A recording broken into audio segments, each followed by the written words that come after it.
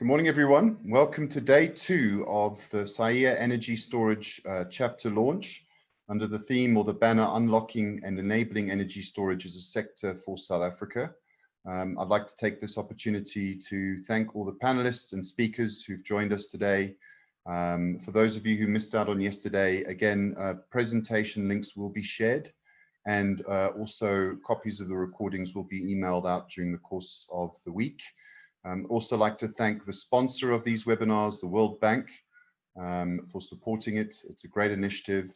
And yeah, we'll now go on to the agenda.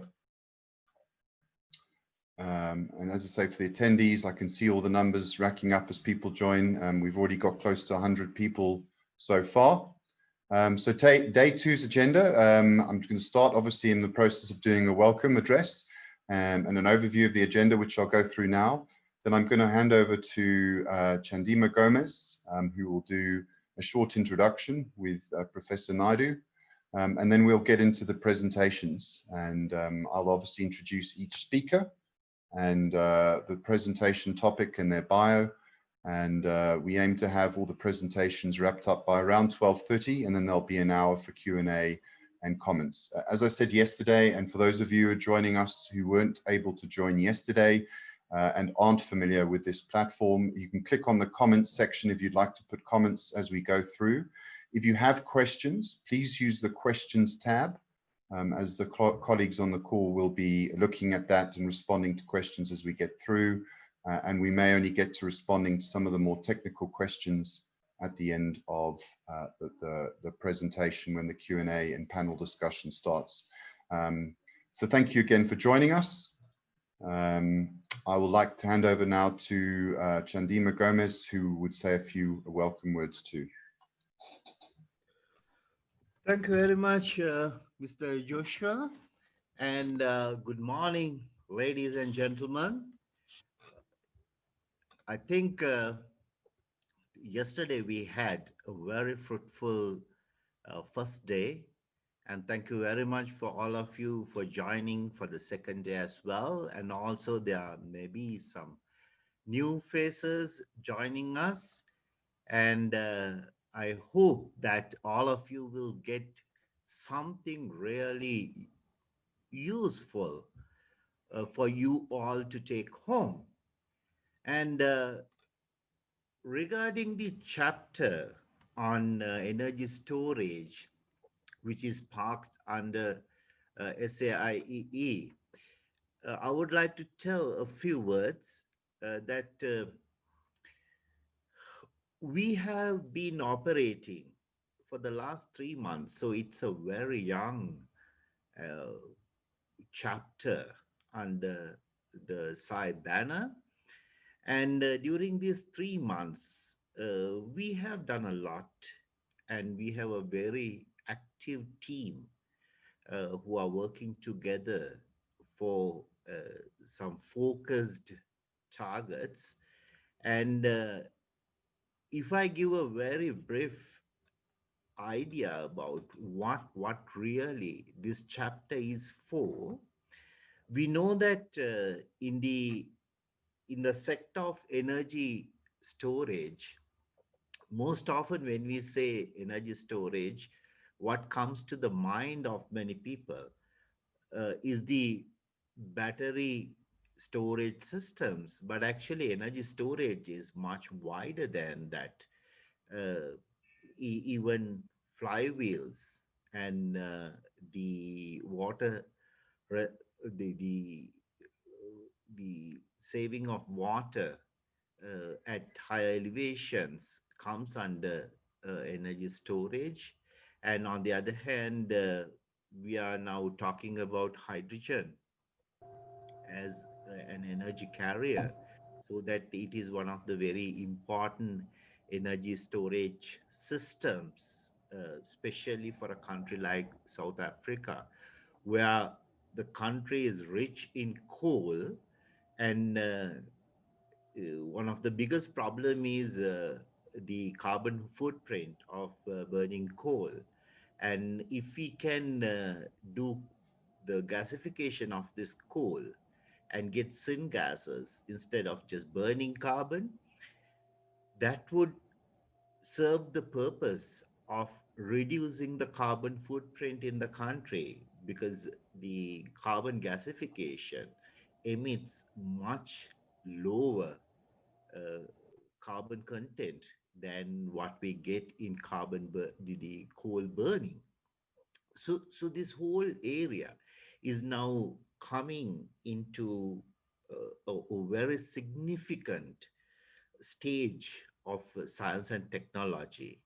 And what we were talking just 5 years ago is now in the history. The development in S&T is so rapid in this field that a fuel cell, which is not affordable to an ordinary application 5 years ago, is now well affordable to many applications. So it's going much faster. So that there are many sectors related to energy storage in South Africa, which are operating for the last couple of decades. So why this chapter? Let me very briefly give you an idea on this. So if you look at various stakeholders of energy storage systems, we can start with actually the business sector. We even have an association for energy storage systems in South Africa who are dealing with the business sector of the country. Then we can see the research sector. There are many universities doing research on this topic. And then we need public information system to make the public aware of the pros and cons of this emerging field, then training of engineers to make sure that the competence in addressing the needs of this area, the technical needs of this area, is fulfilled when the energy storage technology newly implemented in the country. So there are so many sectors of this area which we really need to address. And this chapter actually is formed to form a common platform for all these sectors to talk or to communicate regarding how various sectors can collaborate with each other for the betterment of the country with respect to energy storage systems. So yesterday I gave a very comprehensive, short but comprehensive presentation in this regard. So I'm not going to the details of that. But what we would like to tell you is that please join us. Those who are in the field, maybe you are a business sector stakeholder, or you are a researcher, you may be a public administrator, you may be an NGO operator, an environmentalist.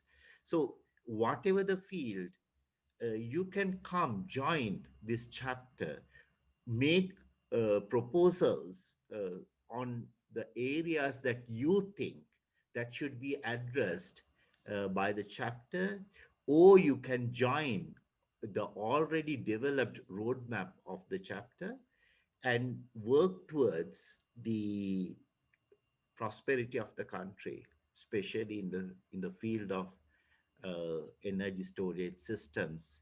So what our motto is that come join us to have an energy sufficient South Africa. The country needs you. Thank you very much. Thank you, Chandima. And with that as a background, we will get into our first presentation of the day by Barry McCall. Barry McCall is the Senior Regional Manager for the Electric Power Research Institute covering Africa, Southeast Asia, and Oceania. Barry joined EPRI from Eskom Holdings, where he worked for 26 years in various positions. Recognized for his holistic view of the business, Barry moved into a strategic planning and integrated risk management role. He was promoted to General Manager of the Research, Testing and Development Business Unit in 2012, the last position he held before joining EPRI. Barry has a Bachelor of Science, Electronic Engineering degree from the University of KwaZulu-Natal and a Master's of Business Administration from Rhodes University. Barry today will be speaking on which tools and research are required in SA to fast track enabling the sector and gaining confidence of all players. Barry, over to you. Thank you, Joshua, and thank you, Chandima, for the introduction. I'm sorry you all had to stare at my photograph for 15 minutes. Probably not the greatest way to start your day, but sorry about that. I always smile when I see that photograph because the tie that I'm wearing was lent to me. I didn't know that I was having my EPRI photograph taken on that day, so that photograph always brings back a memory for me. And congratulations to the SAIEE. I think an energy storage chapter is a very appropriate thing to have, and we will support it in any way that we can, and also, of course, thanks to the World Bank for supporting today. I've been a member of the SAIEE since 1991, so that's quite a long journey, and I hope it continues. Interesting topic that I would like to say I chose, but maybe it was a bit of a two-way street. Tools and research required to fast-track energy storage and gain confidence of all the players. I'm going to fly through some theoretical stuff and then maybe spend a little bit more time on the actual meat of this issue of confidence of all the players. I've got a few kind of questions I'd like to throw out to the group. I'm assuming that most of the people on the call are either in a utility or a municipality or a equipment supplier, an OEM of some kind. But I'm hoping also that there are some academics on the line, researchers who may find some of these tools and some of these questions that are posed useful in furthering the research and furthering the development of energy storage in South Africa. I am coming to you from Johannesburg today. There's a bit of fake news doing the rounds that I no longer live here, but I'm absolutely proudly South African, and you'll have to drag me out of here in a hearse, I think. Next slide, please, Joshua. So the Electric Power Research Institute, one of our advantages, I believe, is that we're technology agnostic. We are not aligned to any particular technology. Chandima mentioned there are many types of different energy storage technologies. We're not aligned to any one of those. We're not aligned to any supplier or manufacturer. We don't prefer one type of energy storage device over another. We're independent and we are non-for-profit. So what we try and do is put out facts about various things and let the recipients of those facts make the call in terms of the applicability or not. And the other big benefit I believe that we have is that we're a collaboration of over 400 utility members worldwide. So we bring a fairly large global perspective to the topic. Today's topic being energy storage, but any topic that we may be focusing on at the time. So it's not just about what Barry thinks or what is happening in South Africa, but it's a global perspective based on our interaction with our members all over the globe. Thanks, Joshua. EPRI has many programs, we call them. We have over 60. They're listed on the screen. And if you just push the button again, Joshua, you'll see that today's topic is really around our program 94, which is energy storage and distributed generation.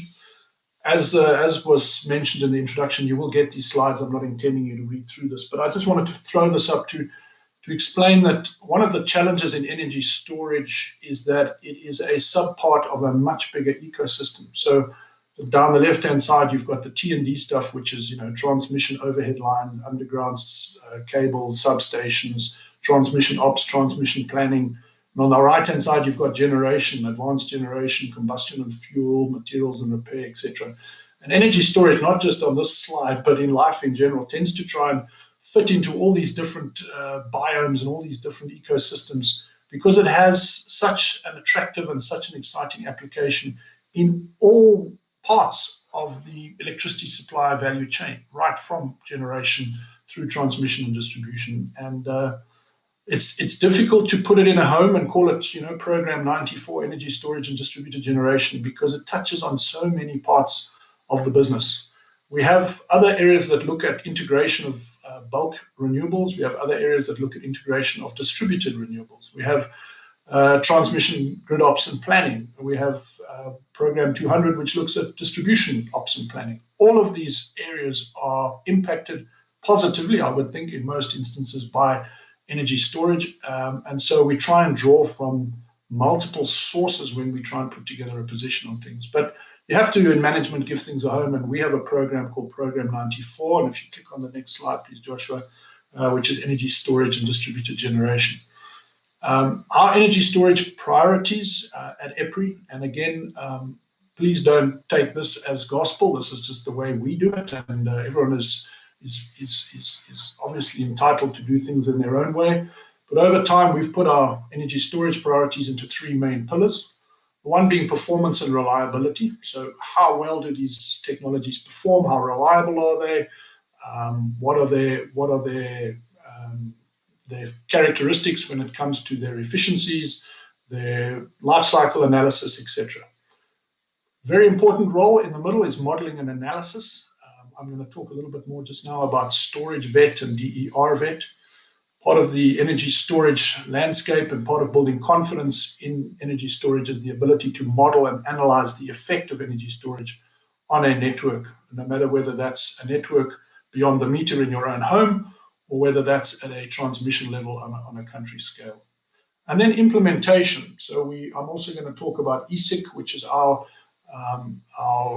implementation partnership that we have with many utilities internationally. A lot of free stuff in there and a lot of good stuff in there around best practices for implementing energy storage. So that's the way we structure our discussion. Thanks, Joshua.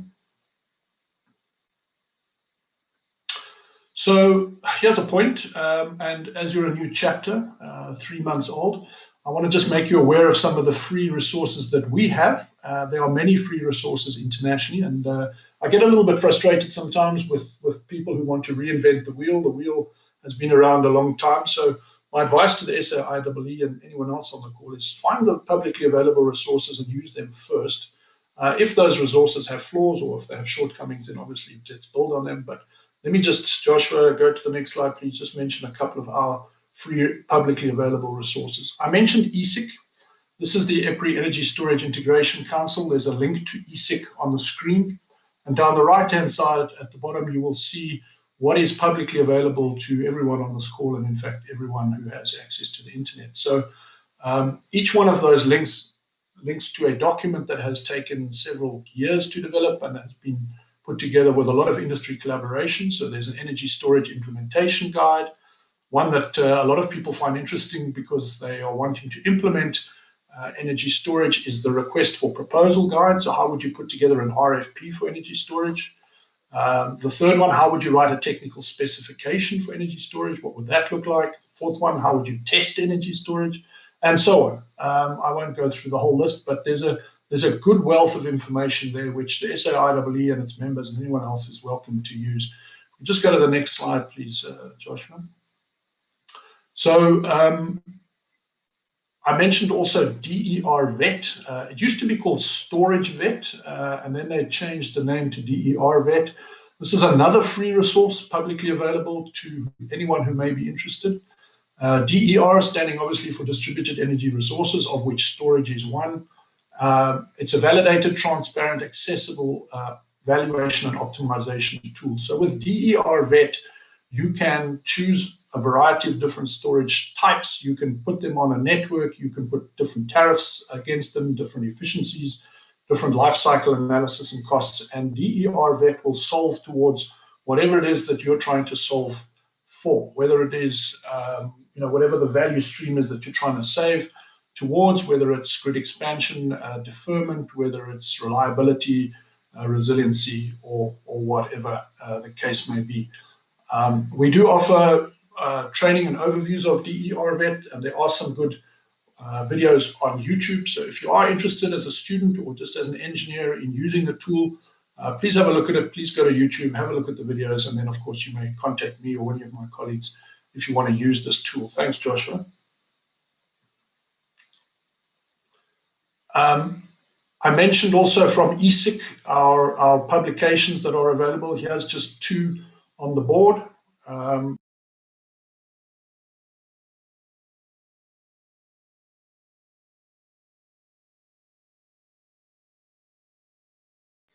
Can you still hear me, Joshua? Yep, continue now, Barry. Sorry, you were on mute for a second. Yeah, sorry, my screensaver came up, so I've obviously been talking for too long. Two other tools that come out of the E6 stable that I mentioned them briefly, but this is the kind of thing that you are able to get access to and to download and to go through. I mentioned the request for proposal guide. That number there, 300-201-7242, is an EPRI unique number. If you put that into our website and search for that number, you'll find that document. And then also the storage implementation guide, bottom right, and that diagram that you can see there is taken from the storage implementation guide. And for people maybe who are new to the game or who don't really have a feel for the life cycle of energy storage, it starts top left-hand corner with define the grid need and all the way down to the bottom right-hand corner, recycling and disposal. So it's kind of a go-to guide on energy storage and its implementation. Thanks, Joshua.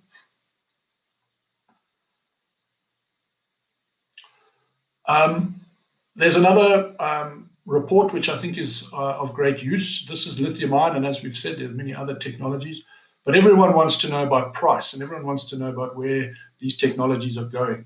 So we have a document which is called the Energy Storage Technology and Cost Assessment. It doesn't just look at lithium ion. I've just taken a screenshot from the lithium ion section of that report, but it will talk to the reader about the technology, where we think the technology is going and where we think the price is going into the future. And here you can see some price projections out to 2030. So please have another look, have a look at that document as well. There's also the 300 number for that. Thanks, Joshua. So enough about that. That's all the free goodies that you guys can get out of the EPRI stable, and some very good stuff that I would like the SAIEE. And obviously, I can come and engage with the SAIEE at any stage and talk about some of those tools. And like I say, let's not reinvent the wheel. Some of those are pretty good and you're welcome to use them. But the real question is, so what research is required in South Africa? So here's my view. And Joshua, these build one at a time. So if you could just bring them up one at a time, I'll just talk about each one of them in turn. I've lived in South Africa, or Southern Africa. I'm actually a Zimbo, so I've lived in Southern Africa my whole life. I worked for Eskom for 26 years, and I think one of our challenges is understanding the environment and the ecosystem in which we work as engineers and as managers. So here's my view. It's a Barry McColl view. Forgive the little for dummies guy on the right-hand side. I'm sure you're familiar with these dummies guides. This is my view in terms of some of the key areas in plain English that I think the SAIEE and others on the call should focus their discussions on. First one is, what problem are we actually trying to solve with energy storage? And more importantly, who has the problem?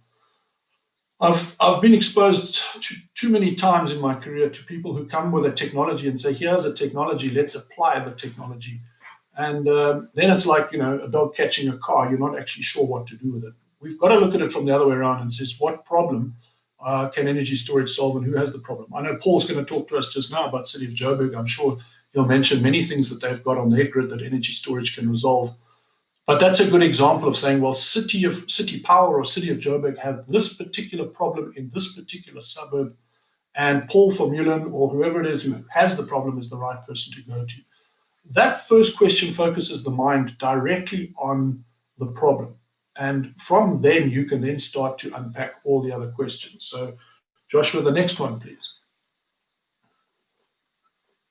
What technologies can I use right now, and are they proven? Again, we're all flooded in our daily lives with a whole host of energy storage technologies. I haven't counted them. We've got a report on that reviews all of them.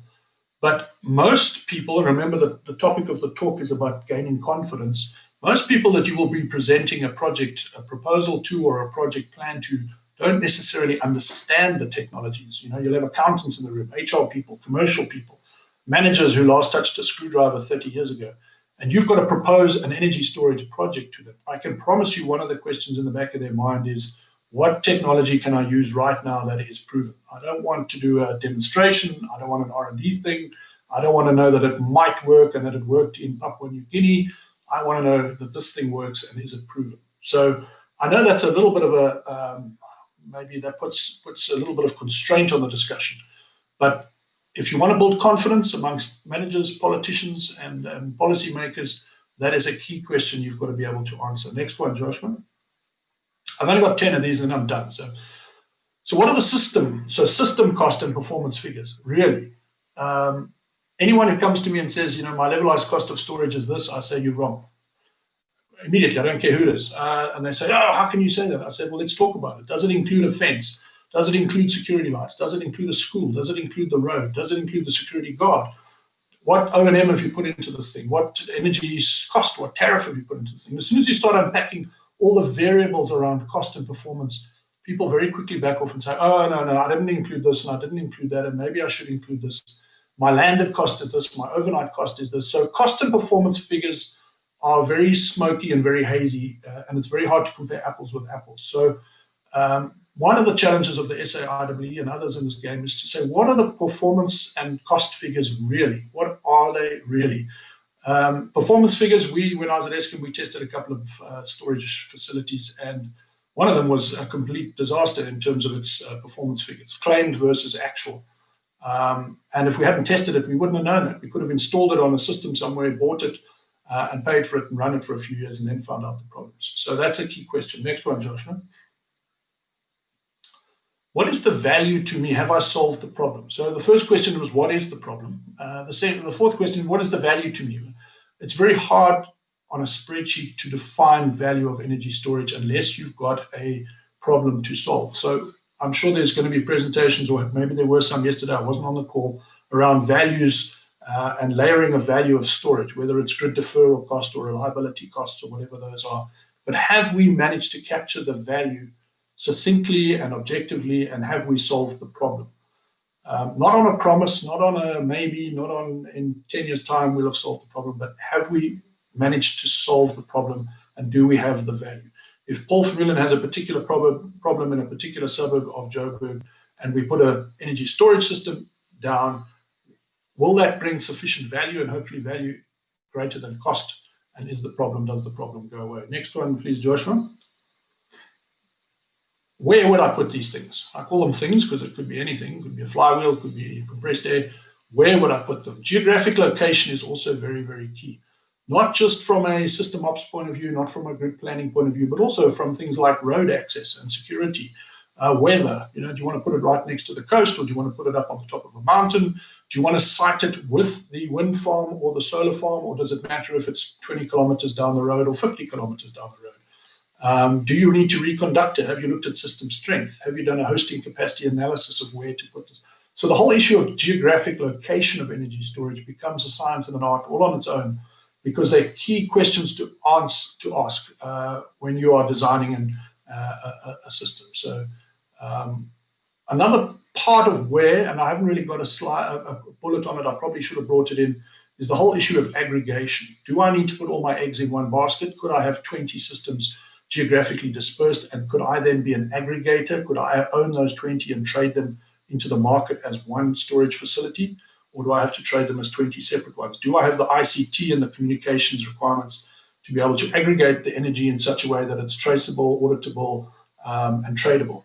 So that comes into also the placement of these facilities. Next one, Joshua.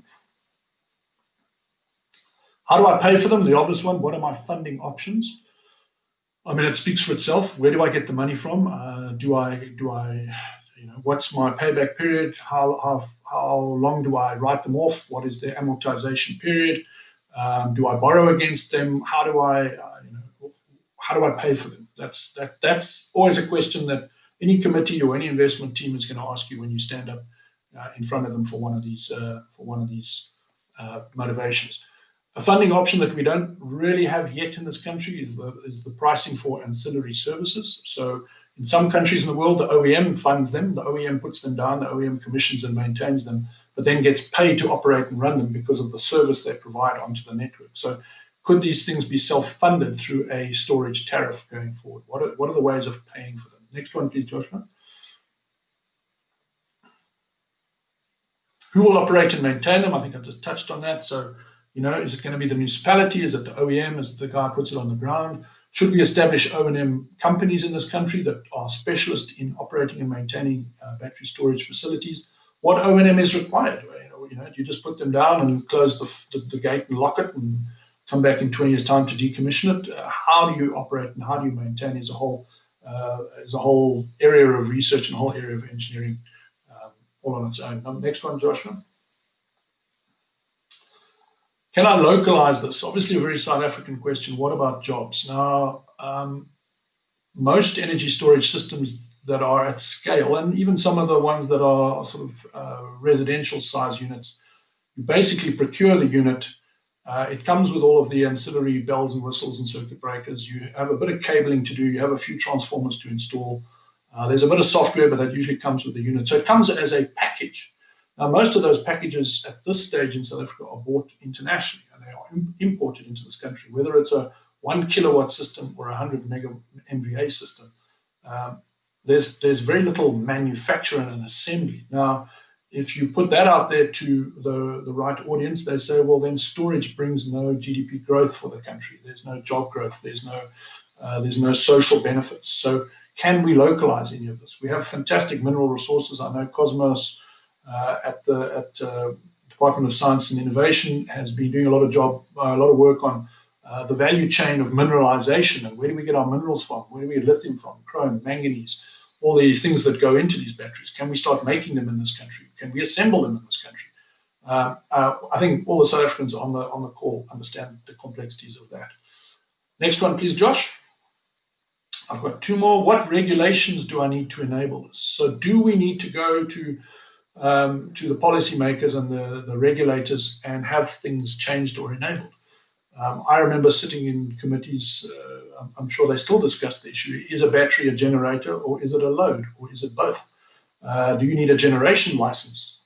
Do you need to register an energy storage system with the regulator? How do you treat it from a grid code perspective? What regulations do I need to enable this? So there's work being done on that, and there's a lot of work internationally that's been done that we could probably leverage and copy. But that's a key question. And then I think the last one, Josh, is number 10.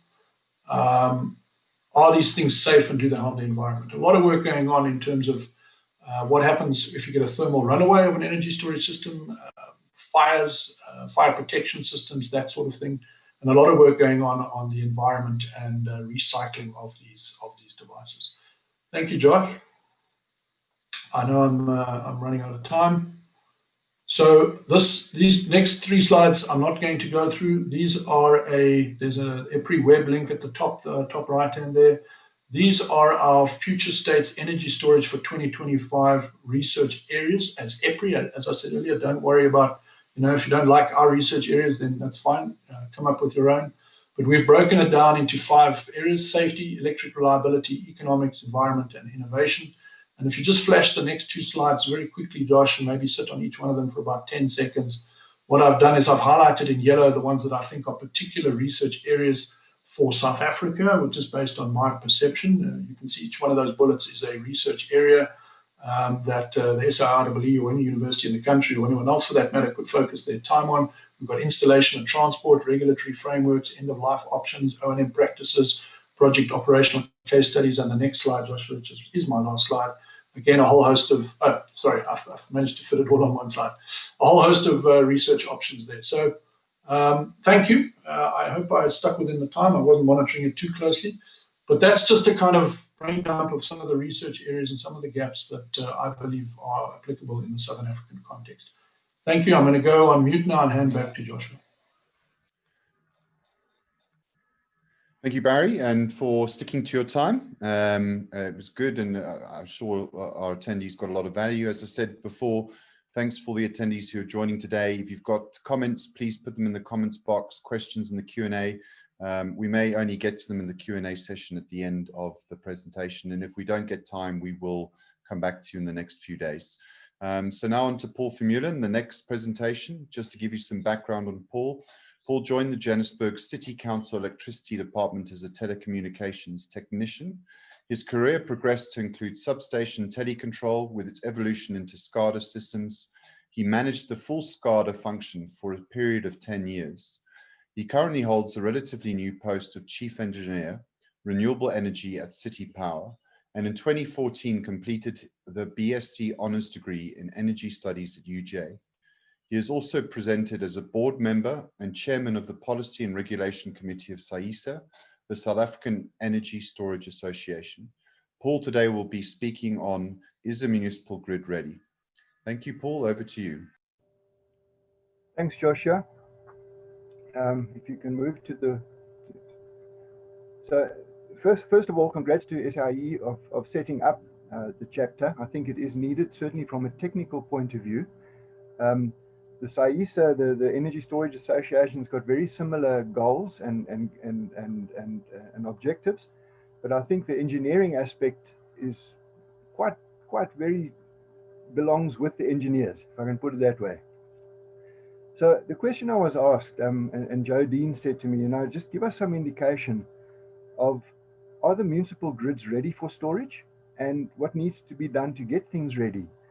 So I had a look, and we certainly know of all the applications, but are we ready for it? And hopefully by the end of the presentation, you'll get an idea that maybe the grids are ready, but maybe the municipalities as organizations have some things to do to get ready. Joshua, if you can put the next slide. So I always include this slide as a start, because I think it's important for everybody to realize, and I'm speaking to the converted here, preaching to the converted. The public in general take the grid for granted. They just think that it's this infinite source of electricity, and they don't realize that behind it, there's this massive complex network that's making all of these things happen. So it is a classic network, and what happens at one part of the network influences something happening at the other part of the network. But that's very useful for us, because what it does is it makes everybody who's connected to that grid part of a community, so you can cross-subsidize and you can do all sorts of other things to make it work as a system. It also allows you to make things efficient as possible. You take advantage of diversity, and that in the past we've used load diversity very, very strongly to minimize the cost of whatever grid we put in.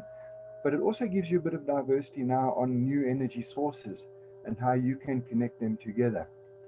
And good grid design has always been the case of trying to match the available capacity, or whatever generation is available, to the load. One of the criteria with planning is you try and mix industrial load with residential load, and you end up getting a nice flat load that's cheap and easy to service.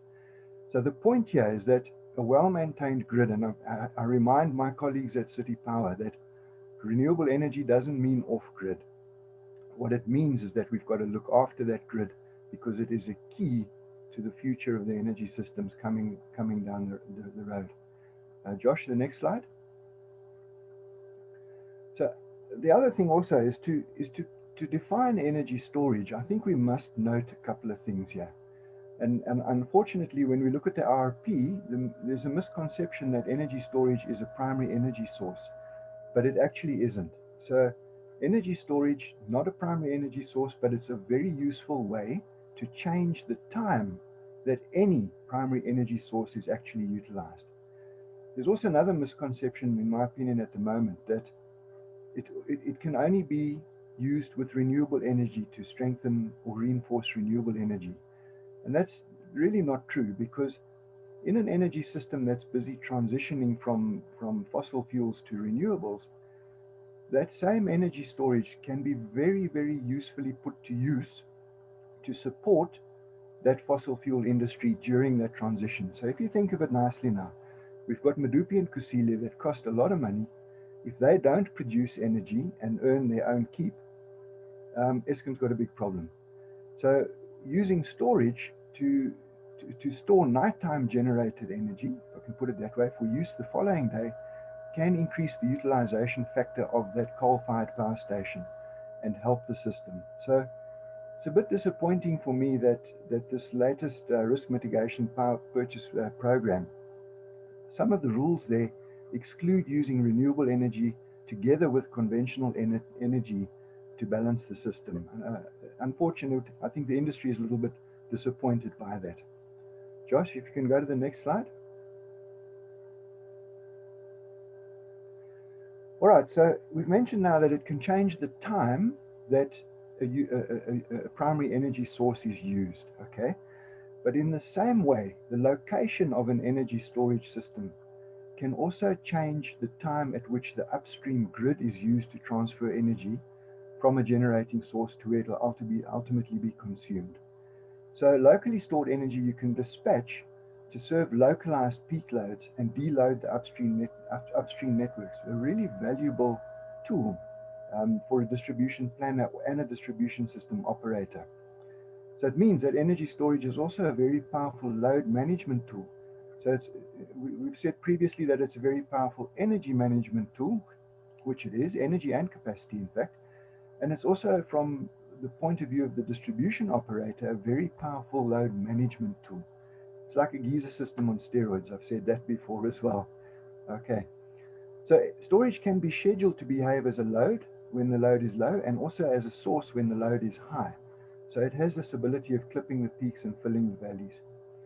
And honestly, I'm starting to think more and more that energy storage is an integral part of the distribution system, rather than being classed as an ancillary service to generation and transmission, because of all these extra utilities that it does bring to the system. Thanks, Josh. The next one. So there is higher value for storage that is connected within distribution networks. And unfortunately, I don't think our RP planning considered that. I think the RP planning this round only considered battery energy storage or storage on the distribution network as the equivalent value of a pumped hydro storage system. So it didn't have a good look at what these other financial savings potentials are that you can realize by putting the energy storage lower down into the distribution system. So another point that we really do need to make is that there's a very good correlation between the high load conditions that affect generation, transmission, and distribution. It is, after all, the load at the end of the line that's causing those problems. So by putting the energy storage system right where the problem is, makes a lot more sense than putting it up at the top of the value chain somewhere where it can't have the stacking effect or this accumulated benefit effect. So in reality, putting the energy storage system right at the customer's premises is probably the best place to put it. But again, economies of scale would kick in. Is it more economic to put a big battery at the substation, or is it more economic to try and put the battery at each individual customer's premises? And I think Barry touched on that as well. We need the tools to determine where that best value is. You know, at the moment we've got estimating tools that are pretty rough and ready, but you definitely need things that are able to model the tariffs, model the network behavior, and in fact solve for the best solution. So the point is, putting the energy storage down deeper into the system has added benefit, but it does become more complex, and it does become more expensive as you divide things up. But if you think of it from a utility scale perspective, a place like City Power could say, right, I'm going to go on a program to buy 1,000 energy storage systems to put at my key customers, and that is what makes it utility scale. So it doesn't always have to be in the same place. It can just be the power of buying in bulk that realizes that scale, economic scale. Thanks, Josh. The next one. So the enhanced value of that storage connected within the distribution networks, if we try and break that down a bit. So that benefit includes now an opportunity to use the assets, storage assets, for daily arbitrage to reduce energy procurement costs and manage peak demand. If you look at the graph on the right, that's the Joburg load profile in winter. You'll see that in the bottom curve, I have the red line that says that's the storage capacity. So at overnight, for example, it charges at 200 megawatts, and then during the day it will release energy into the system up to 200 megawatts, up to 250 megawatts, and it will make the load profile above closer to that orange flat line. So now the flatter a load profile is that you present to Eskom, the cheaper it will be, in fact, to service that load. So that's the theory behind this. And in fact, that's the base case for energy storage systems beyond the Eskom meter. It'll always be there. It can basically earn its daily keep by simply being used every single day for arbitrage. What it also brings is a step change in the security of supply at the end customer's premises, particularly where load shedding is imposed on the system. So it's important the systems would need to be able to run as islands to support that function. And then for me, as a distributor, it provides also a way to reduce the distribution network bottlenecks and avoid costly network upgrades. That in turn supports densification, which we are seeing quite a lot of, and maybe not so much densification that requires additional energy, but certainly densification that requires quite a bit more capacity. We've added a lot of new residential customers to the network, and in fact that's making our load profile quite sharp morning and evening peak wise, which an energy storage system can now start to solve. And then also it now provides a means to integrate growing renewable energy capacity without creating a troublesome duck curve for the distributor. So on the Joburg side of things, we've already commissioned 44 megawatts worth of photovoltaics across the grids. So the duck curve hasn't got a big belly just yet, but that is probably going to grow. And in order to defend myself and keep my load profile to Eskom as flat as possible, I'm going to need more and more energy storage. Josh, the next one. So I think halfway through the presentation, we can say it's quite clear that distribution networks really are in need of storage, okay? And it's also clear that it needs to come in at the right scale. It needs to be utility scale to be effective. But that doesn't mean that it needs to be one big battery placed at the substation. So then the question was, what needs to be done within the municipal distribution environment to prepare and promote energy storage? Josh, next one. So I think the very first thing is that if arbitrage is the base business case, the very first thing that we've got to do is reflect the time of use tariffs onto our own customers. So within 2 years' time, I think Eskom will get it right, that they'll get their Muniflex time of use tariff in place to replace Megaflex, which means that any electricity that is on-sold to a different end user will have to be purchased on the time of use tariff. So Munichs that buy from Eskom for streetlights and for libraries and clinics, that you can still buy on the conventional flat rate tariffs, but anything for resale, you will need to buy from Eskom on a time of use tariff. So it becomes more and more important to realize that we need to pass those tariff signals on to the end consumer, okay? And also in the past, we've had our high load factor customers have complained, you know, a guy with a big factory that runs 24/7, there's not much load flexibility that he can offer to respond to a time of use tariff. However, if we could convince that customer to make an investment in energy storage and also shift onto the time of use tariff at the same time, then he's now created a way to respond to that time of use tariff. And he's also now got an asset that can help him in the case of load shedding or quality of supply issues. So again, carefully designed municipal time of use tariffs are needed. And then once we've got past that hurdle and we've got a critical mass going, I do believe then that we can convert the time of use basic operation into a worthwhile demand response program, which we as a big distributor can aggregate and offer to the system operator. Then just on the right-hand side there, I've plugged this into the latest Eskom's tariffs. And in fact, the R1.60 is a very conservative number. It's now closer to R1.80. So for every kilowatt hour of energy storage that I've got, what is the value of playing the arbitrage game against the Megaflex tariff? And it turns out it's about R1.60 per day, per shot. So if you try and work that back just on the capital cost, I know Barry said it's very difficult to work out what the levelized cost is because it's site specific and there are a lot of factors that come into play. But if you say just the basic cost of the energy storage system operating for 10 years, once a day, any energy storage system that comes in at below $340 per kilowatt hour actually makes business sense under the Megaflex tariff. And that sounds like a very high number. It sounds quite expensive. But in fact, that's the reality of the situation. So energy storage behind the meter is pretty valuable. Josh, the next one, please. So now the same thing applies to the residential sector. And in fact, the culprits causing the evening peak is more the residential sector than it is the commercial and industrial sector. So it's long overdue. This issue of municipalities putting the time of use tariff onto the residential sector, particularly the 60 amp and above customers, is becoming an urgent issue. I think we do definitely need to do that. So in the event the customers change the time of use tariff but don't change their behavior, at least the municipality is not exposed to high risk energy costs. That cost is then passed on.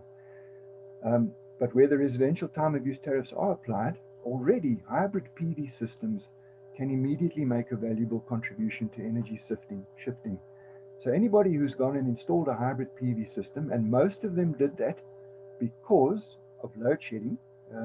There are very few that we've come across of residential PV systems that are purely grid tied without storage. Most of them are hybrid. So those energy storage assets in fact already exist on the network. We're not using them properly now because we haven't enforced the time of use tariff onto those customers properly, and it's something that City Power's got to catch up with. So I've mentioned this before. We did a study looking for solar water heaters together with C40 organization and the University of Johannesburg. And it turns out we found something in the region of 150,000 solar water heaters. The way it works is the computer is trained to look at an aerial photograph and recognize what these things look like. It was also trained to look for photovoltaic systems, and it turns out that it identified 33,000 of these with a prediction confidence of 73%. So what it tells me is that there's an enormous amount of photovoltaic systems on our network already, most of them focused in the northern suburbs of Joburg, and they are definitely going to be the hybrid type systems. So there's an opportunity for me to get that to work. All I have to do is force the time of use tariff onto those end customers, which, by the way, we're supposed to have done in terms of regulation 773 or whatever it was, way back in 2008. It said the deadline for everybody to be on time of use would be 2012, and that's 8 years ago. Right, Josh, next one, thank you. All right, so the next trick is to enable both public and private investment in energy storage. And I think the key issue of this slide is to say that it actually doesn't matter who owns the storage asset. It can be the end customer, it can be me, the distribution company, the transmission company, it can even be an IPP offering an energy storage service, as long as the assets are made part of the total energy system and are operated to the system's overall benefit. So what it means is that we need to define now how these things are going to be controlled. And there's two ways to do that, either with a tariff or in real time. But as long as all those systems are in fact falling within some sort of a control regime that is managed by the system, the system operator, those energy storage assets are benefiting the entire system as a whole. So the grid code guys have been working to try and define this. Josh, give me the next slide. And basically, what's dawned on everybody is there are two basic control signals that are required for any system. And that's a signal to indicate when the system should release its stored energy, and another signal to indicate when the system should take in energy and store it. Maybe that should be worded in a case that says, another signal that says when definitely not to take in energy. But let's consider it an energy that says, a signal that says, okay, now is the time to take the energy in. So those two basic control signals are in fact needed. And then there are more complex signals or control algorithms that should apply at the same time. So while you're saying this thing should discharge now and charge at this point in time, there are other things that it can do. Power factor control, it can either do reactive power control or voltage control. And I think voltage control for a distributor is going to be an interesting one to try and also cope with intermittent weather, those little spotty clouds that come over, and where you've got a PV system of 1 megawatt and all of a sudden it goes from 1 megawatt to nothing. There might be good benefit in putting those energy storage systems with voltage control on those particular feeders. But the degree of remote control that is needed really depends on the size of the energy storage system. So in addition to time of use signals, SCADA systems need to be sort of upgraded right now to include for control of storage. If it's not a SCADA system and it's a distributed energy management system, Barry's favorite acronym, we need to start thinking of that now as municipalities in order to make sure that this value is in fact realized. Josh, the next one. From a distributor's point of view, energy storage to avoid NMD penalties, I think there's a lot of potential for that. Defer upgrades and unlock store development, township development. And Barry touched on this as well, it's training. The key is to empower the planning department. So we really need to introduce energy storage as a technology option to network planners, plus all the tools that they're going to need to use to make it work. You know, what we've come across so far is that the sweet spot for our distribution environment seems to be systems with a C factor of about 3. So in other words, a 1 megawatt power rating with 3 megawatt hours worth of capacity. That seems to be what we need. But to confirm that, you need these tools to figure that out, basically. A modestly sized energy storage system can make a big difference on NMD penalties, because remember, the NMD penalties multiply. Every time you exceed an NMD penalty, NMD threshold, the penalty doubles. So it makes it a very high value application. But again, the next point is absolutely key. Data is king. Good quality load profile information is key to properly designing these systems. So my recommendation to Munix right now is to focus on recording reliable profile data from whatever source you can get it. SCADA systems, quality of supply monitoring meters, smart metering systems. That data is gold. That is what you're going to need to design these things properly and make your business case when you're standing in front of that evaluation committee that says this is what we think it's going to do. You need this data to back up what you're saying. And then another interesting aspect is we can start to think about the design of standardized and modular storage solutions that are aligned to our common distribution characteristics. So in other words, a 500 MVA, 500 kVA mini sub could do with typically maybe a 300 kVA energy storage system with 2 hours worth of capacity behind it. And I start to think of how that plugs and plays nicely into our existing distribution networks, so that we can design a modular system, you know, something that arrives in a container or a housing that looks similar to a substation or a mini sub, put it next door, and now we've got a standard thing that we can start to work with. Perhaps that would take a lot of the design pain out of trying to do everything manually. Josh, the next one. I see I'm running a little bit out of time, yeah? Electric vehicles, mobile energy storage systems. We have done a feasibility study as City Power. The most important takeaway there is not to allow dumb charging. And that applies to the residential charging environment. We should not allow that to be uncontrolled. So municipalities need to start thinking of that now, and hopefully we will end up with some common standards across the country that we can all apply to. And in the case of publicly accessible fast charging infrastructure, I think we do need to start thinking of policy of how we're going to make that happen. Fast charging, 150 kVA per vehicle, means you can only plug 3 of them onto a 500 kVA mini sub. That is a huge infrastructure just to charge a vehicle. So we need to start thinking how we're going to tackle that problem. Josh, and then I think the last slide is next. So to conclude, energy storage brings added value to distribution business, very much so. Also remember that 60% of the country's distribution assets are in the hands of the municipal distributors. Eskom's BES program has started with large transmission connected facilities to support the wind farms where they're starting off. But I think that will expand into the Eskom distribution environment. We've had talks with them as well. They're keen to come and put energy storage in, and in fact, have a look at how they can assist municipalities by putting the energy storage system, in fact, on their networks to help them out. In terms of utility, energy storage seems to be more part of the distribution industry than part of the general generation. Maybe I'm a bit cheeky in saying that, but I think that's probably where most of the assets are going to end up, probably most likely.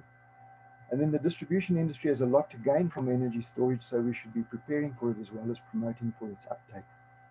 And that's it. Thank you.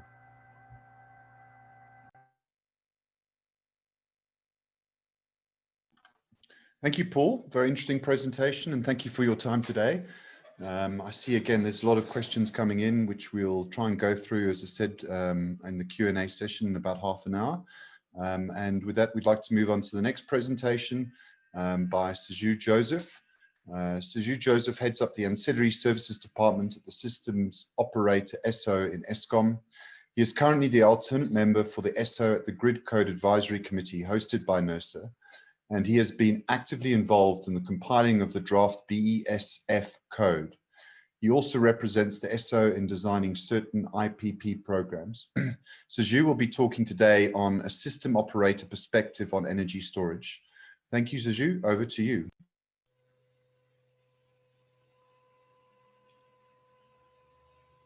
Right. Thank you very much, Joshua, and thanks once again to all the panelists, and good afternoon to all the participants as well.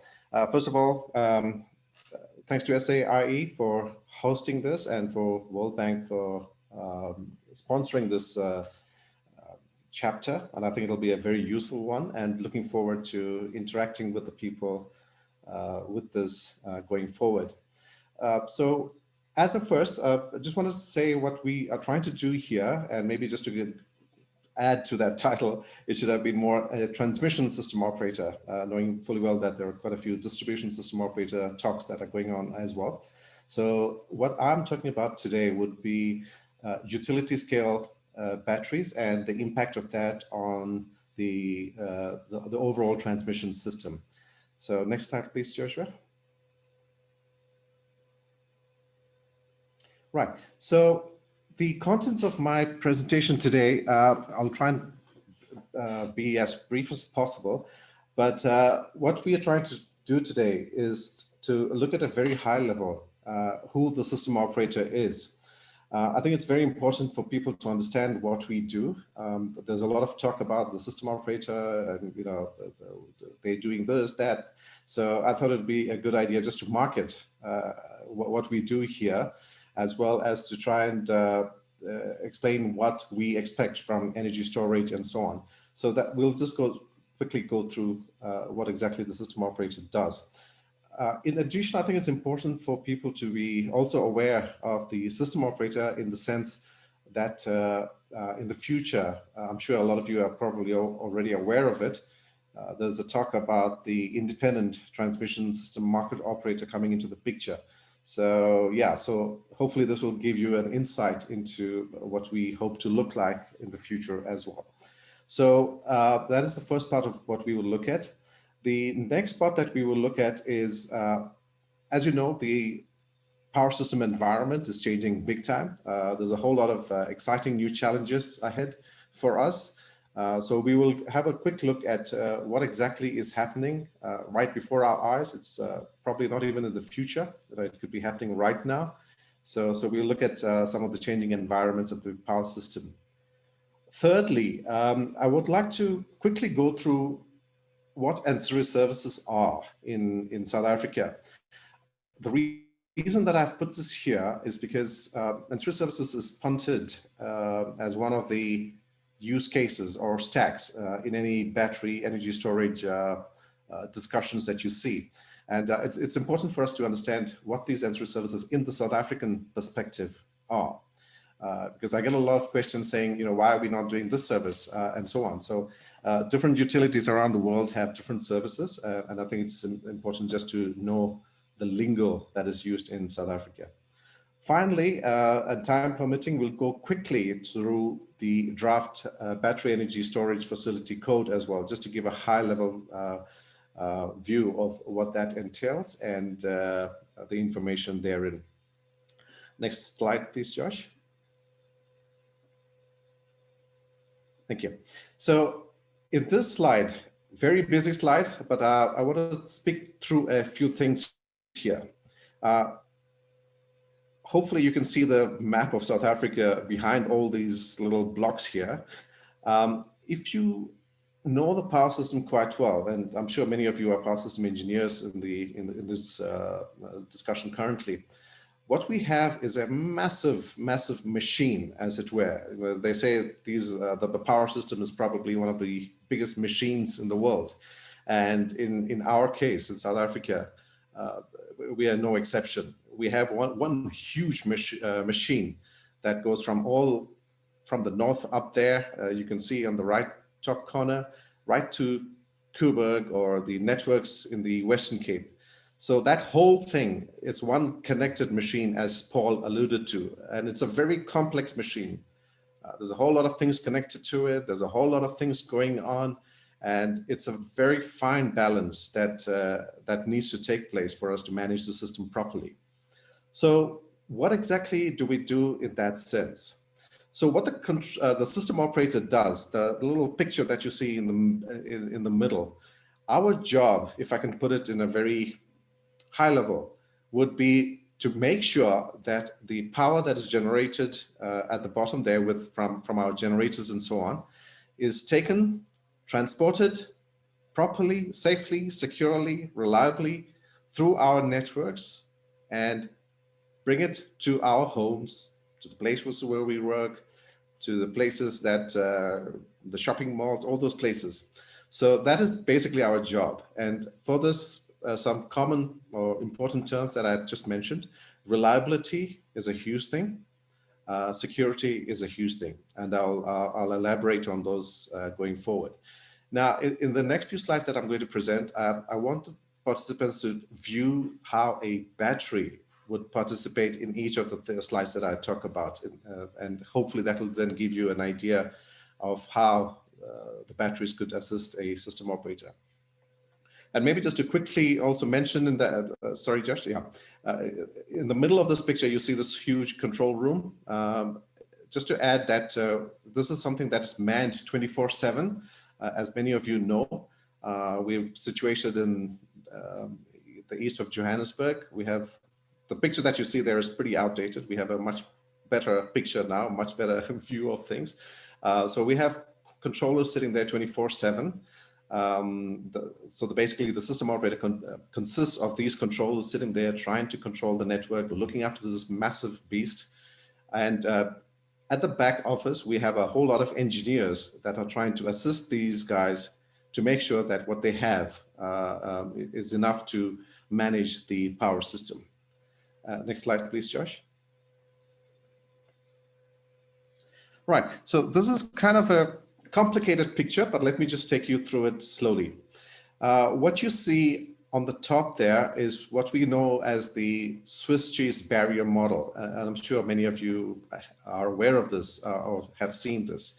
So in effect, what we have is, what the picture basically means is that there are a whole lot of barriers that are put in place to ensure a certain incident doesn't take place, or if it does take place, it minimize, or that we minimize the impact of that incident. And the Swiss cheese model, the reason they call it a Swiss cheese model is that in spite of the fact that you have barriers in place, the fact that the Swiss cheese always has haphazard holes here and there points to the fact that if an incident were to happen, there could be an opportunity or the chance for that incident to fall right through the various barriers that I have shown there. And it could lead to some disastrous consequence. Now, part of what we do here is to say, is it possible to make those barriers 100% without any holes and stuff? Yes, the answer is probably yes, but we will have to fork out quite a bit of money to get there. So the fact of the matter is, a lot of our barriers, we allow for some sort of eventuality to happen, but we have to make sure that it all doesn't line up when we're running the power system. Now, one of the worst nightmares of any power system or utility or system operator would be the complete blackout of the whole entire power system. That is a nightmare. That would be disastrous for the country. It'll be, yeah, it's a pretty bad incident. Our job as a system operator is to ensure that we don't get there. We might allow a few incidents to get through, but overall, our job is to make sure that the system is intact and protected at all times. How do we go about doing that? Quickly going through some of those barriers, I'll talk through some of the barriers. The first part is the system design. we ensure that our systems are designed well enough that it takes care of a lot of these things. And a good example would be what Paul was just talking about in terms of the grid code. Grid code is something that we prepare way ahead of time. The system operator of the grid code management is in the system operator. It's the responsibility of NERSA, but we manage it. And the whole idea of that is, if anyone wants to connect anything to the system, they need to follow a certain set of standards. So, it has been a bit painful, I know, to certain IPPs when we come around investigating or testing them and so on to ensure that they do comply. But that is part of our protection to ensure that we don't get to a bad incident. So the grid code is one such way of doing that. And you will see that we have also put together something for batteries so that if they connect to our system, they know exactly what to do. The other thing is that we have a whole lot of planning that goes behind a year ahead to say, how much reserves do I need? How much black start capability do I need? So all that is planned up ahead, and we call that our system design. Quickly going through the other aspects of it. The second barrier that we have are the system operations, where we go through quite a lot of planning and studies that are done. If you want to take out an outage, if you want to give an outage to an IPP or a generator or even a transformer, we have to go through some studies to ensure that it doesn't impact the security of the system. So that's the kind of things that are happening in the background.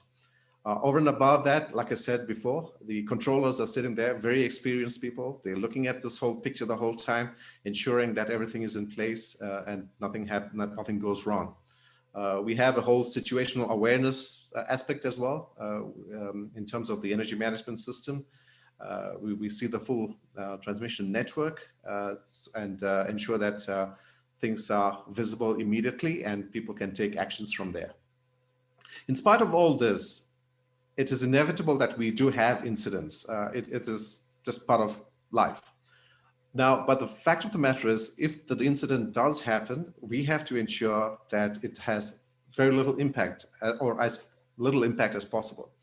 One of the responses that we do take for an incident is the dreaded L word, which is load shedding.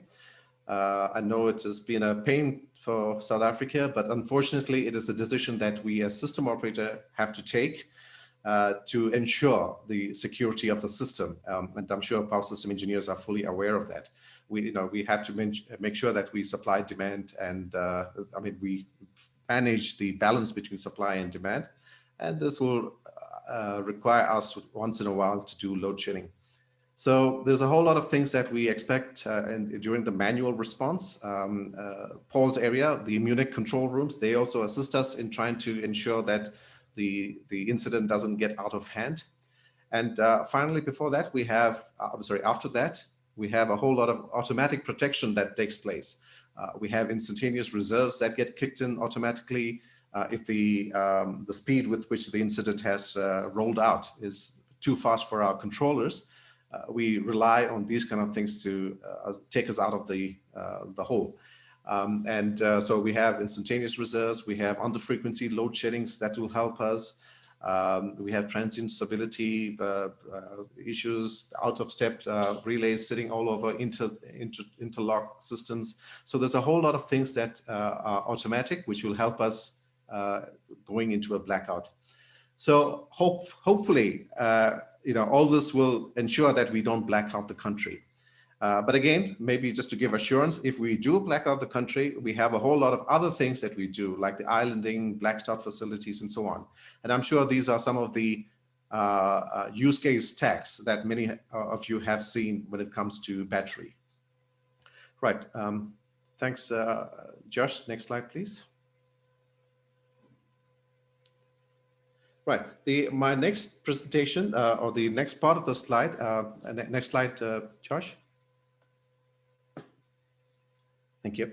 So the next part of what I'm trying to show here is how the system has changed over the years and how it makes it more important for us to have technologies like the batteries to help us to run the system. A good example, the way I have shown a picture here, in the middle is just basically the electric supply industry as a value chain. What I'm showing on top is the traditional challenges, the stuff that we used to deal with, and at the bottom is what we foresee to be in the future. Now, going quickly through the stuff, traditionally, and maybe if I can take you back a few years, when I first joined the system operator about 20 years ago, our main challenges were, there could be a unit trip, and that was also pretty rare. There could be a few issues with the transmission network or transformers. On the load side, there could potentially have been, suddenly there's a cold front coming or a hot weather pattern that makes us change the load. And over and above that, maybe one of the big concerns I remember those days where they're saying, oh, okay, so we're going into the evening peak. People are going to start watching Seven Jalan and Bold and Beautiful. And those were kind of our big things. And I'm sure I'm sort of kind of minimizing the effort put by the system operator those days. And by the way, Prof. Naidu was one of our general managers those days. So I'm not in any way trying to minimize the work that they did. But looking to the other side of the picture, in the future, and maybe the future is not really the future, we're probably living through it. And one of the main things that's going to affect us is this variable energy on the generation side. And this has been the topic throughout the last few days. There's a lot of variable energy coming on both sides, on the generation side and the distribution side. More than that, in the future, there will be a whole lot of rooftop PVs coming up, electric vehicles. Paul had made mention of those. So this whole rigmarole is going to, from a very one-directional electricity system, we could potentially go into a two-directional, and the implications of that needs to be fully understood by the system operator. Maybe a funny quick anecdote on the variable renewable energy, and this is something that we like to share, especially from the control room as well. Just kind of showing how the variability is impacting us currently. As you're probably aware, when the cold front hits us, the cold front travels all the way from the Western Cape, goes through the rest of the country, and then it hits us in Gauteng. Now, as that cold front travels along those areas where there's a huge wind penetration, what we're saying is that the wind starts generating ferociously. We have a whole lot of electricity on the system. Everything looks hunky-dory, looking good. And suddenly, the cold front hits Gauteng, and our brothers and sisters here start suddenly feeling very cold. They switch on all their electric heaters and so on. Electricity consumption goes very high. So what we then have in that picture is suddenly the load has quickly increased, especially from the Gauteng area. And on the other side of the cold front, the wind has died down. There is no electricity generation. So within a matter of hours, we are going from very high generation to little generation, but at the same time, a huge load increase. So that's kind of some of the challenges that we face as a system operator. Next slide, please, Josh. Right, so this basically kind of shows you that variability and the impact that we have on the system. The top left graph basically shows a typical photovoltaic output. It's kind of predictable. The sun's when the sun rises between 5 and 7, the PVs start generating, and at sunset they stop generating. And it's kind of a predictable, except for obviously the cloud covers and so on. It's kind of a predictable output that we're seeing there. On the other side, the wind, as you can see, it's a really haphazard profile. There's really not no sense to it. It's all over the place. So those are the kind of things that we need to manage as a system operator. Now, with all this in place, what we will need going into the future are systems that are far more flexible than what we are getting in all the RE IPPs and so on. So this is for us a very important feature going into the future. One of the things that we need to understand is a lot of our core thermal plants used to provide that flexibility previously. And as you know, many of these guys are going to retire soon. They have almost reached their end of life. And so that is one big challenge for us. So we need systems that are flexible. Now, what do I mean by a flexible system? What we need, if you ask me as a system operator, again, like I said, I'm not looking at costs. Those, the clever people that do deal with money will tell you all those stuff. What I need as a system operator is things that can start up quickly, as little startup time as possible. I need it to be able to ramp up as fast as possible. I need it to stay up as fast, as much as I needed to. I needed to ramp down when I needed to as fast as possible.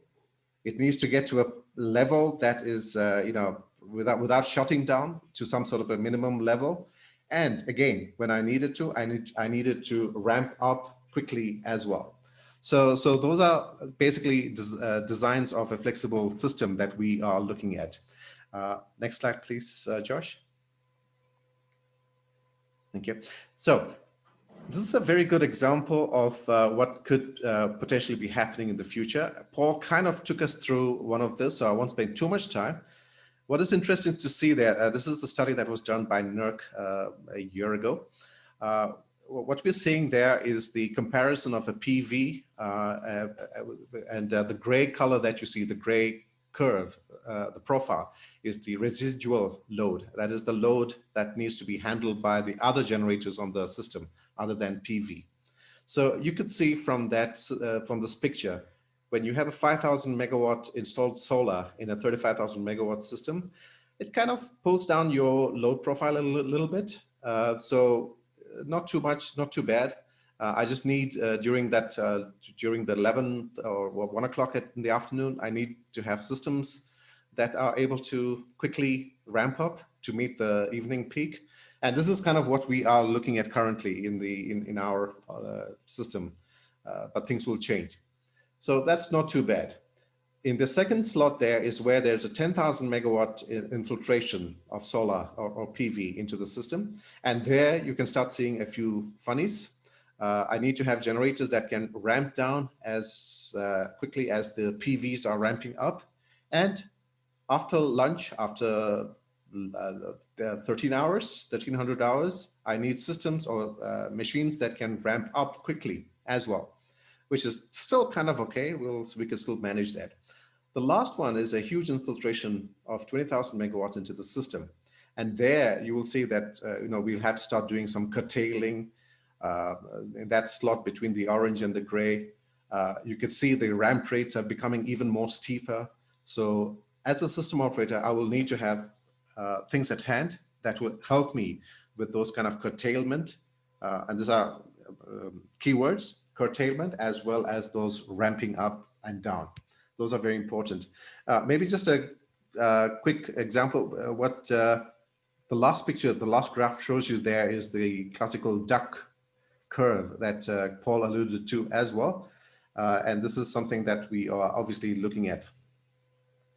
Maybe a very good example of what, how this is panning out in other utilities is the fact that currently there are utilities that are getting to see a lot of this infiltration. A good example would be just the other day, on the 11th of October in South Australia.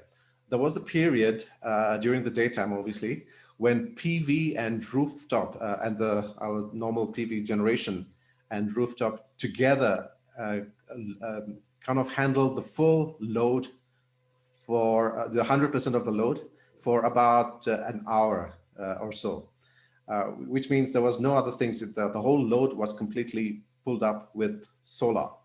Obviously, that brings about, again, the same questions of, other units had to ramp down, and at the same time, many units had to ramp up immediately after the solar decided to disappear.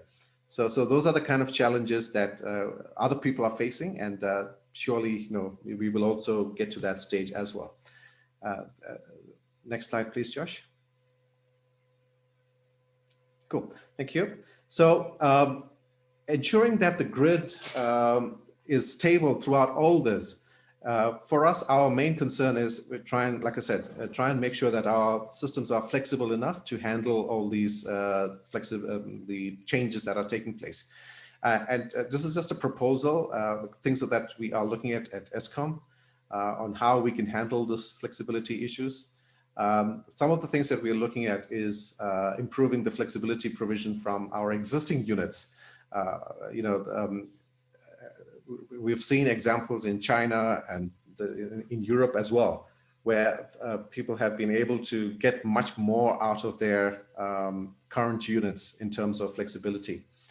The other thing that we could look at is probably increasing our demand response. It might be another way of looking at it.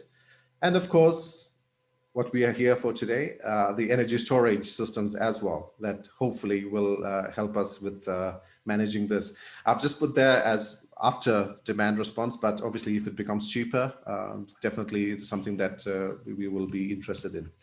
Next slide, please, Josh. So quickly going through from a system perspective and looking at the energy storage per se. ESCOM is not, completely unaware of energy storage. We have been playing with energy storage for a long time. I'm sure you know about the two pump storages that we have, the massive ones, the Drakensberg and the Ingula. And maybe just to give a comparison, Ingula is a pump storage, it's still energy storage. It is a 1,332 megawatt system, which can give me generation for 1,400 hours, 14 hours. So it's a huge system. And compared that to maybe a Scarflay ESCOM battery that we were talking about yesterday, that Frederick was talking about yesterday, that is a 80 megawatt system with a 4-hour capability. So yeah, chalk and cheese. There's a big difference, but obviously the question is, in terms of the space, the kind of volume that is involved in the two is it's obviously very interesting for us. Now, this is the bottom part of it is a very interesting thing for us, and I think this is where maybe the people in the academic field could help us with in going to the future, where we see things that need to be looked at from a future perspective. The renewable and energy storage is a huge potential. There's definitely a lot of work going into it. We haven't started seeing it that much in South Africa yet, but we're hoping that it will. And with the new RIP programs that are on the horizon, we hope that there will be much more. So we hope to see a lot more of that in the future, and maybe a lot of studies to see, do we need base load? Is it enough for us to handle if we have an RE plus ES? Is that sufficient? Can we play around with the numbers? Will that really help us, the kind of predicaments that we have? The next question for us and for the academics mainly is to say, long-term storage, is it needed? And the classic example I'm thinking of is, if we can store that electricity during the summer vacations or summer period, and then use that during winter. Is that another option? Would that be useful for us? Those are the kind of questions we need to answer. And maybe the technologies, would it be compressed air? Could it be hydrogen? Those are the questions that we need to ask. Another new service that we think that needs to be investigated and hopefully will spawn a whole lot of new service providers is what I call aggregators. I think it was Barry that mentioned it. We were talking about, if there is a guy with an Excel sheet and a little laptop, could he sit in a small little Munich, aggregate all these little batteries that is around him, maybe even use demand response and aggregate all that stuff and sell it to the system operator as a 50 megawatt basket. Those are possible. We need to start looking at those, and that's probably the way the future is going. And I don't know if you can see the last bit there. It's about the smart grids and Internet of Things. Like was also mentioned, there will be a whole lot of prosumers, that is the consumer as well as a producer of electricity going forward. And there's definitely a lot of scope in terms of economic and technical scope in making sure that we exploit the whole concept through proper smart grids and Internet of Things and so on.